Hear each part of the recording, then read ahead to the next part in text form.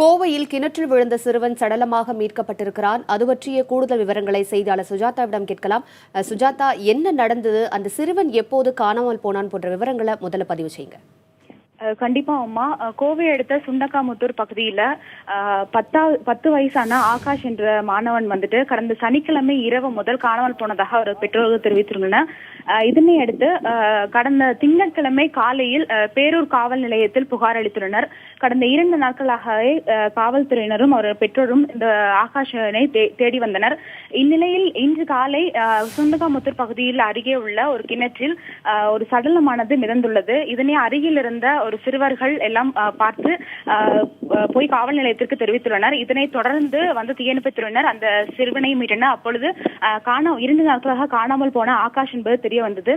இது தொடர்பாக தற்போது பேரூர் காவல் துறையினர் வழக்கு பதிவு செய்து தற்போது விசாரணை செய்து வருகின்றனர். உமா, சுஜாதா, ஆகாஷின் வீட்டிற்கும் அந்த கிணற்றிற்கும் எவ்வளவு தூரம் இருக்கும்?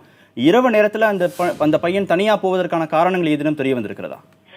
கண்டிப்பா கார்த்திகேயன், ஆகாஷின் வீட்டிற்கும் அந்த கிணற்றிற்கும் அருகிலேயே உள்ளது. கிணற்றானது ஆகாஷின் வீட்டின் அருகிலேயே உள்ளது. பெற்றோர்கள் தரப்பிலும் கூறப்படும் பொழுது இவன் தற்பொழுது சில அந்த மாலை விளையாடி கொண்டிருந்தான் என்றே இந்த பெற்றோர்கள் தரப்பில் தெரிவிக்கின்றனர். அப்பொழுது விளையாடும் பொழுது இவர் தவறி விழுந்திருக்கலாம் என்றும் இவர்கள் கூறியிருந்தனர்.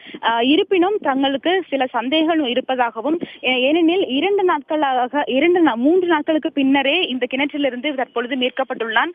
இந்த 3 நாட்களாக அவன் எங்கு சென்றான் அல்லது நேற்று இரவே இந்த சடலமானது இரவே கிடந்துள்ளதா, இது குறித்து எங்களுக்கு தீர விசாரணை செய்ய வேண்டும் என பெற்றோர்கள் தரப்பில் காவல்துறைக்கு வைத்துள்ளனர். எனவே காவல்துறையினர் தற்பொழுது வழக்கு பதிவு செய்துள்ளனர். எங்களுக்கும் தீயணைப்புத்துறையினரிடம் கேட்ட பொழுது இந்த உடலானது 2-3 நாட்களாக ஆயிருக்கும் என கூறுகின்றனர்.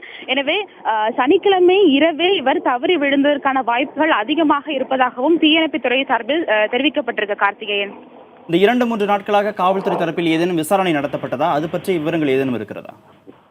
கார்த்திகேயன், 2-3 நாட்களாகவே அவர்கள் மாணவர்களிடம், அதாவது அந்த ஆகாஷுடன் படிக்கும் மாணவர்களிடம் விசாரணை செய்துள்ளனர்.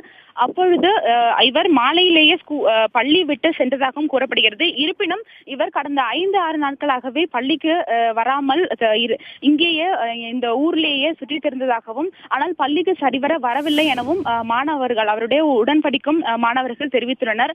இதன் அடிப்படையில் அவர்கள் விசாரணை நடத்தி வருகின்றனர். விசாரணை நடத்தி வந்தனர். இந்நிலையில் தற்பொழுது இந்த கிணற்றில் இருந்து அவரது உடலானது மீட்கப்பட்டிருக்கு. கார்த்திகேயன்.